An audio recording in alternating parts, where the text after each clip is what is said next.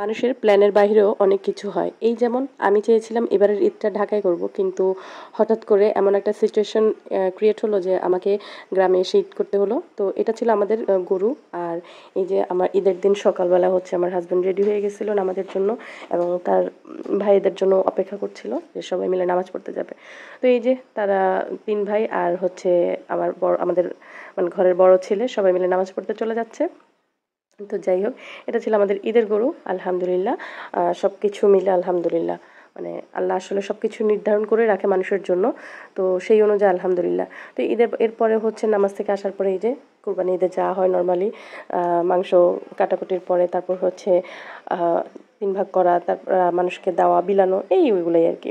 তো যাই হোক, আমি হচ্ছে ঈদে আসলে বাড়িতে আসলে আমি একদমই সময় পাই না পেজে সময় দেওয়ার জন্য, তারপরে হচ্ছে গিয়া মানে ভিডিও আপলোড করার জন্যই করার জন্য, কারণ বাড়িতে আসার পরে এত এনজয় করি প্রত্যেকটা মুহূর্ত, মানে আসলে মোবাইল হাতে নিয়ে ওইভাবে বসে থাকা হয় না আমার।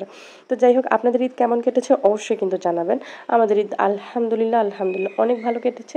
এবারের ঈদ কিন্তু আমরা ঘুরতেও গিয়েছি। তো এই যে মাংস কাটাকুটির পরে, মানে পুরোপুরি কাটাকুটি হওয়ার আগেই হচ্ছে কিছুটা মাংস এনে, যেহেতু আমরা একা একাই কুরবানি দিয়েছি, আমাদের একা গরু, সো আমরা হচ্ছে কিছুটা মাংস একা এনে আগে রান্না বসিয়ে দিচ্ছিল। এরপরে হচ্ছে ঈদের দিনের মাংসগুলো আসলে যেরকম মজা হয় এরপরে যতই রান্না করুক না কেন ওরকম মজা হয় না। এই জন্য আমাদের কি হয়, ঈদের দিন প্রথম যে রান্নাটা করে সেটা অনেকগুলো মাংস একসাথে রান্না করে, যেন খেয়ে সবাই তৃপ্তি পায়। তো আলহামদুলিল্লাহ, এবার কেন জানি আমাদের মানে মাংসটা প্রথম দিনেরটা খুব একটা ভালো লাগেনি, হয়তো আমাদের শরীর ভালো ছিল না বা কিছু একটা। আর ঈদের দিনের সবচেয়ে কষ্টকর কাজ হচ্ছে এই বট পরিষ্কার করা, যেটা আমার জায়েরা সবাই মিলেই করে। তো আলহামদুলিল্লাহ, এরপরে এই যে মাংস আমাদের রান্না হয়ে গিয়েছিল, মাংস রান্নার পরে হচ্ছে দুই পাতিলে আলাদা আলাদা করে বেড়ে নিচ্ছিল, কারণ দিনের বেলা খাবে রাত্রের বেলা খাবে। তো এই তো দেখেন আলহামদুলিল্লাহ আমাদের মাংস আর রুটি রান্না হয়ে গিয়েছিল, সবাই খাচ্ছিল। আমি আসলে সেভাবে করে কোনো ক্লিপ নিতে পারিনি, কারণ হচ্ছে আসলে বাড়ির বউরা তো সেভাবে চাইলেও অনেক কিছু করতে পারে না।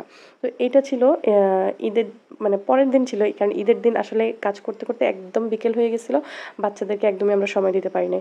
তো ওরা হচ্ছে একদম পরের দিন সবাই রেডি হয়ে গেছিলো।